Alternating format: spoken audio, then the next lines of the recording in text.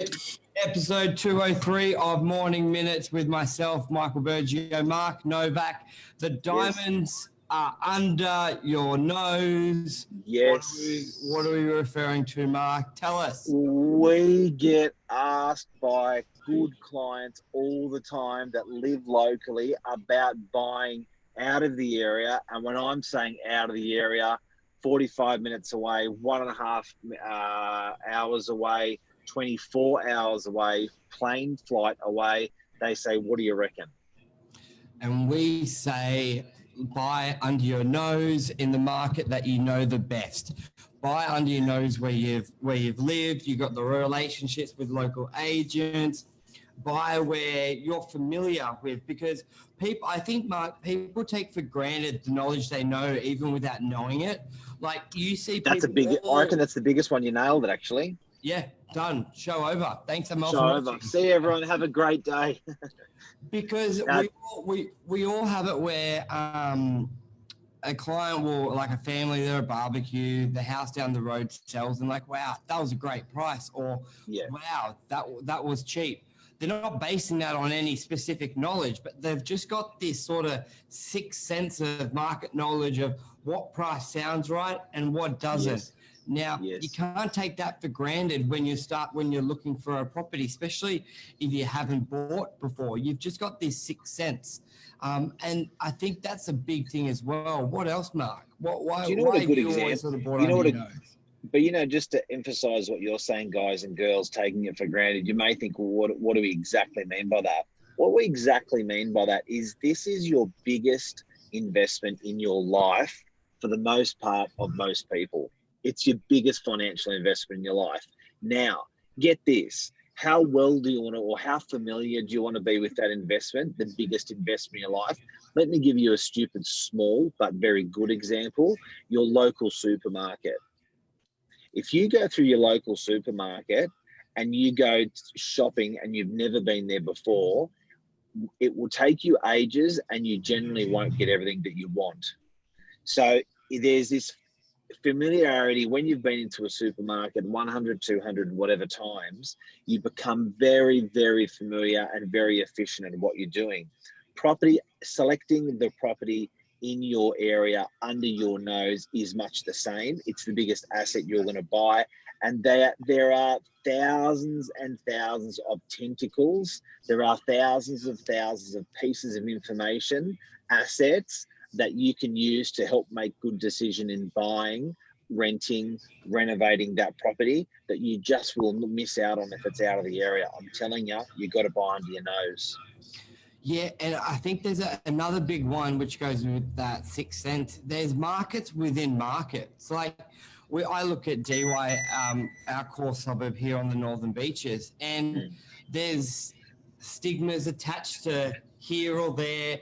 There's little, can sometimes be for the exact same unit, worth $50,000 more being on that side of the street compared to the other side of the street.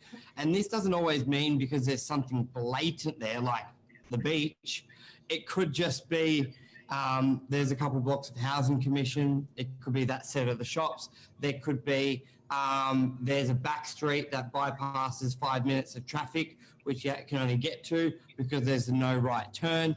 There are markets within markets, and if you're looking from the outskirt, coming out from the area, you would look at that two better on, let's say, the inferior side, and say someone paid $750 for that, I'll pay $750 for that, but but they're both guiding $700, and reality is that probably should have been more of a $700,000 unit, and you just don't know that, and it's very hard to learn that you've got so much going on in a transaction to buying. Markets aren't really hard to get, and you know what? People can't put it in words either. Yeah, but how many times as an agent have you sold something in a bit of a inferior, less desirable location, and you've turned around to your sales colleagues and said, yeah, they're an out of area buyer? Yeah, a lot. Right? A lot of the time. It happens all the time, and it's like, why? And that out of area doesn't mean they're less educated than anyone else. They just don't have those, that, what we're talking about, that familiarity or that market within a market, or that knowledge of the area. So when you are buying one of the biggest assets of your lifetime, and you are in an area that has proven a track record of performing well, most of the reasons I see people not buying that area is affordability. Yeah. So they'll go, look, I'm going to buy in Melbourne because I can get something for under 400 grand. I'm going to buy in Queensland because I can get something under 300 grand. But those areas, often they're making mistakes in the purchase. The amount of times I get owners coming back and selling that asset 10 years later for the same price of what they've bought it as, always. And you know what? I think people also need to change a bit of their mark. I think a lot of areas, if you're renting, I reckon you can afford a property within that area. It may not be the property that you want to live in, but most of the time you're going to afford a property in that area if you're already renting in that area. And Absolutely. What I mean by that is, let's say you're renting a townhouse and you need to move into a house. Yes, you would like to buy the house, but you can't afford the house. Now, instead of just buying a house somewhere else, why don't you just buy an apartment in that area that you know where the good areas are, and then you rent a house. But I don't want to live in an apartment. You know what I mean? So you need a house size because you got 2 kids, but you can't afford it yet. So instead of moving into another area or buying it somewhere else or buying a house somewhere else, buy where you know and what you can afford, and rent what you need. There's nothing wrong. There's a lot of arguments saying it's actually better not to own your home, stay more mobile, liquid, and have an investment and have your properties as an investment. I know there's nothing wrong with owning your home. I know there's a big ethos on owning it rather than renting it. Some people would rather own one home than 10 investments and rent their home. So there are a lot of people who could be a pathway. You could be on that path, but just in order to get on that path, you get in on a unit level, 1 or 2 bedroom unit, with that view of 3 to 5 to 7 years, getting that ultimate home that you're after. Because you know what's scary, Mark? You have a deposit. No, Michael, tell me. Thanks for asking. So by buying in the same market that you may want to buy the house or eventually live in, you're sort of protected with the market. And what I mean by that is, if you buy a unit outside of the area and that area and where you want to buy the house, that area doesn't grow, has as much capital growth, that may only go up 5%, but the house where you want to buy goes up 15%, your gap and the affordability to buy that's even worse now, and you've owned a property.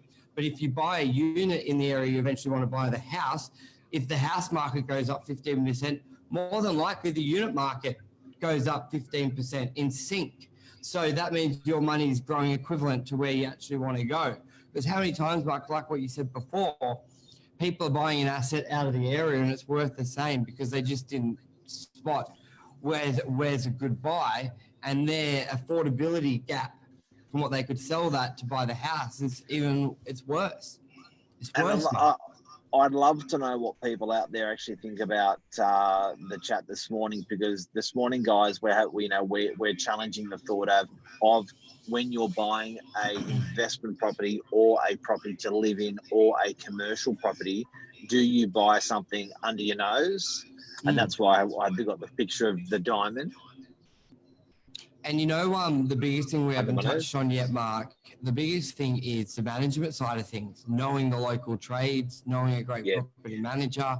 And we had a client who used to always say he would drive past his home. He'd drive past his properties and just see how things are being treated. If there's a lot of rubbish on the lawn, if there's, I don't know, a lot of clothes on the clothesline, maybe more than what it should be or what he thinks, because there could be more extra people living there. There's 4 cars in a 2-bedroom, like in a 1-bedroom apartment. There's little things by you just driving past because it's in your area that can really help with your investment, the quality of it. Oh, there's thousands of things that you just don't think about. You've got, if you look at your network around you, you know what they say, They No, say when tell you me. they say when you die, the average number of people that turn up to your funeral is 72. Mm.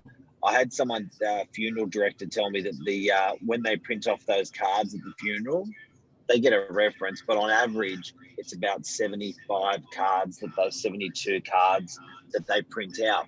That's your network or your sphere of influence. Make no mistake, your sphere of influence is 100 to 200 people when you're young and sociable and in your 20s, 30s, and 40s. That network of 100 or 200 people, you have your real estate agent, you have your plumber, you have your electrician, you have your uncle who knows everything about property, you have that massive embedded network around you that you are reduced to zero when you're Yeah. buying out of the area. Yeah. So your network, your friends and family cannot help you with your biggest asset that you have, because Buffett bought in Queensland or Melbourne.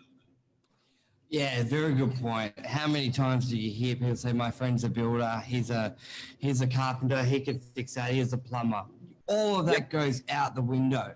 And Yep. you would think with your largest investment that you could be doing, you want to have all the resources and friendships and ammunition up your sleeve with your local agent, your local friends who can do the works. Out of What else, sight, Mark? out of mind. Out of sight, out of mind is a big one. You know, when it's not, when you got that investment, you can drive past, kick it, paint the front fence, do whatever you want, but you can drive past. That's a big bloody thing. When it's out of sight, it's out of mind. True. Anything else you want to add in this one? This could be a little quick one. Quick one. Look, it's a quick one. It's a simple one, and it's a rule. It's a golden rule that's often broken by people. So, and the reason it's easy to break is it's so tempting seeing the cheaper properties in Queensland and thinking to yourself, you know, the barrier of entry is lower in some areas, and you think, yeah, you know what, the rent is higher, but the rent's higher because it's not a good suburb. It's not a good area. Do you know what I mean? That if the rent is higher because the value is lower. Does that make sense? It does. So It does. people are drawn not in by that. People are drawn into Sydney for very basic, simple, and fundamental reasons. You got to remember, property is a long game. It's a long game. Look at it over 30 years, not just next week's rent being a little bit more. There's a reason the rents are higher. As you said, they're worth a little bit less. They're less desirable. Capital growth is where cash flow helps you today. Capital growth will help you resist you when you retire. So play the long game. Property is the long game. But you know what else? Why is Sydney higher in price than Melbourne? And why is Sydney higher in price than Queensland? You've got to look at the basic fundamentals of science. Weather, right? everything. So climatically, if you look at the weather in Queensland, it gets a bit hot. If you look at the weather in Melbourne, well, it gets a little cold. So and hot and rainy, all in the same hour. Yeah. So one of the reasons, so what that does is for business, for industry, for families, for everything human, people are attracted climatically to Sydney more for simple reasons like that. Now, what comes with that is often better agriculture. What comes with that is waterways. If you look at our waterways of Sydney, they are the waterways. I studied geology, by the way. Very good. But for 30 if you look seconds. for 2 years, 1 hour a week. But if you look at geographically, again, another thing that when you are climatically great, it actually creates the geography tends to be a little bit better as well around. So waterways and stuff like that. Sydney Harbour compared to Queensland and compared to Melbourne, beautiful. So that's all going to tie into even health-wise. Aging in the Northern Territory of Australia, where it's super hot, will be harder on the body than Sydney. Fact. So I think when you're talking property prices, guys, believe it or not, you've got to consider that these sort of things come into it. That is why when you stem off that, it all stems from that. That's why Sydney does a little bit better. So if you're from Sydney, buy in Sydney. If you're from Melbourne, buy in Melbourne for the reasons we spoke about. If you're from Queensland, buy in Queensland. Stick to the area that you actually know. It'll be much more powerful for you. Yep, diamonds are under your nose. Thank you, everyone, for tuning in this morning. Here's the Roshan, diamonds. Serge, Rembrandt, Mr. Michael, Michelle, and it's good to have you on. Good thing, lucky Luke wasn't on. He may watch it later because he would have been a bit like, Queensland, God, Luke, we love Luke. He's a great buyer's agent, buying properties all around Australia for his clients. Look, Luke's a salesperson, and so are we. There is a market for him to take people from Sydney to Queensland. Very true. And his job is to educate that market, and our job is to educate that market, and people have free will to make their decision. So, we're certainly we're not discrediting people from Sydney buying in Queensland. If for certain reasons they need to, but we give people those reasons and people make those decisions. So it's interesting. Hey, it is. All righty, guys, we'll be back tomorrow morning live 7:45 for more of Hot Goss for episode 204. Thank you for watching. Giddy up. Have a great day. Cheers. Bye bye. See you guys. Let me say bye. Bye bye. Boy. Boy.